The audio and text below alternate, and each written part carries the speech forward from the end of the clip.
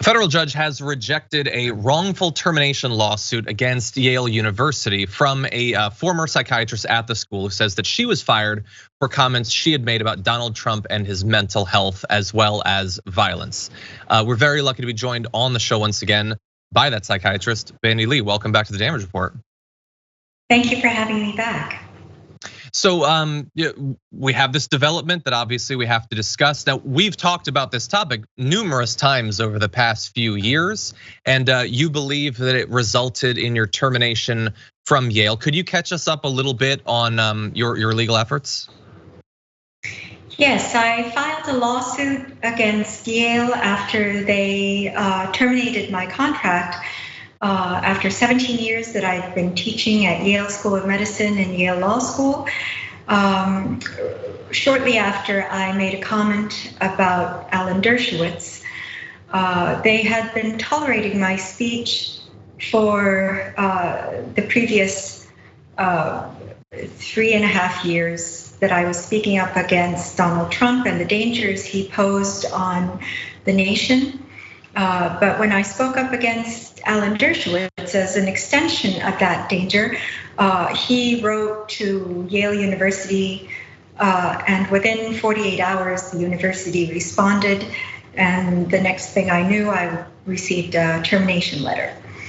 Now, I filed a lawsuit not so much for my job or my own career or for myself, but for the nation, because with encroaching authoritarianism, the first to be silenced would be journalists and intellectuals. And the fact that experts in a field could not share their knowledge was very alarming to me, which was a newly instituted rule with the Trump presidency.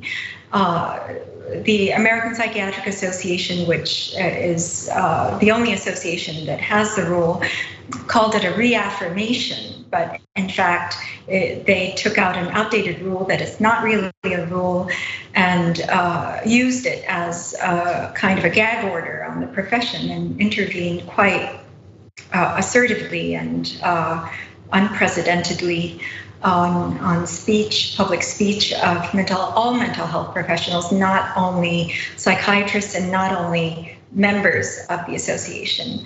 And so it really shouldn't have been an issue, and I had quit the association since 2007 because of its pharmaceutical industry ties. But Yale University, for some unknown reason, used that rule to terminate my contract. And that stalled in federal court for some time. Actually, there was another judge assigned to the case. The original judge was ruling in my favor and was being quite prompt in his rulings. But as soon as he denied Yale's first motion to dismiss, he was promptly removed and replaced by a newly appointed, much younger federal judge who was unknown to my lawyers or anyone else. And she was the one who stalled the case for almost 9 months before dismissing it. Wow. So I'm curious, the angle of Alan Dershowitz here.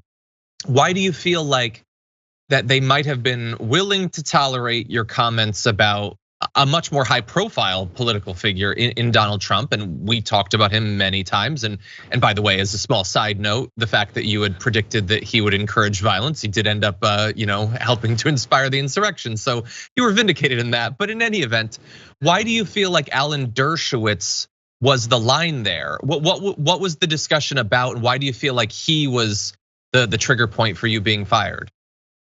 Actually, let me just mention that on my website is a recent article by Mother Jones that I'd like to point people to if they'd like more information.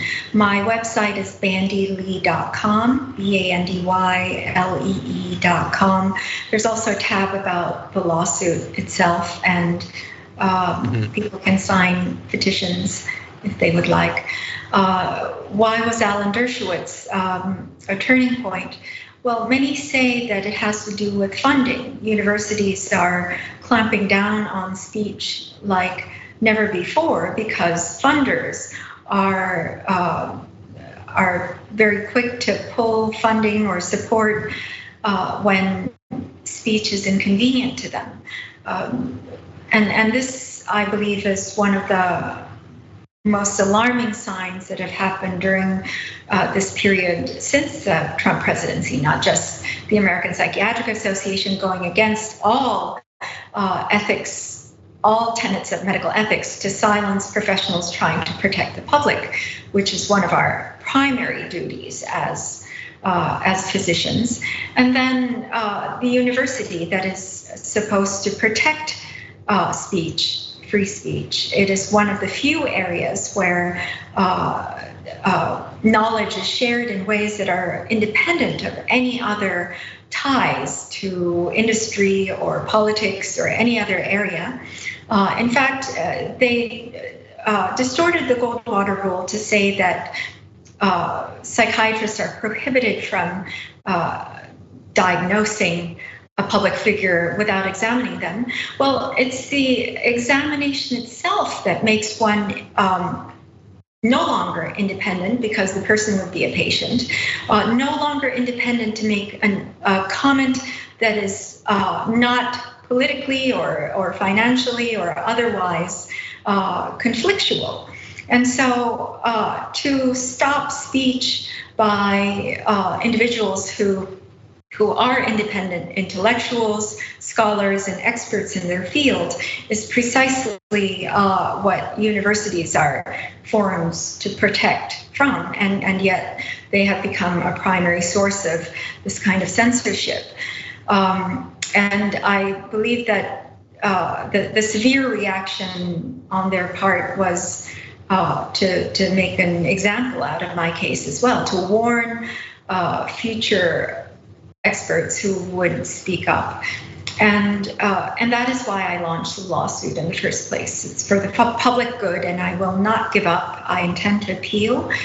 And this kind of dismissal based on whatever technicalities they try to bring up as important without getting into the substance is precisely how the Goldwater rule has been used, how the Trump presidency has been allowed to go on, how the 25th Amendment has not been used, whereas instead of having the data, the facts and expertise, the information drive these mechanisms. We have become so tied to the technicalities of the mechanisms that nothing can any longer go forward. They also did that with the OLC memo, the Office of Legal Counsel memo that states a sitting president cannot be indicted.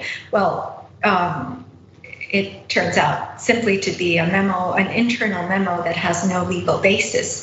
The Goldwater rule has no ethical basis and in fact goes against all scholarship and recent practices and, as I said, the primary tenets of medical ethics. And those are the kinds of things that you would not know about unless experts were speaking about it. Yeah.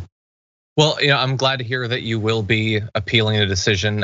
Definitely keep us updated as that proceeds. And I'm assuming that while that continues, your work in helping to diagnose some of these world leaders, Donald Trump is likely to run again in 2024. So I have a feeling there will still be a need for that. And so I assume we'll have more to talk about in the future. As you had said earlier, though, if someone watching this would like updates, the website is bandylee.com. And we want to thank you taking the time out to join us and giving us this update. We really appreciate it. Thank you for covering this very critical topic at this time.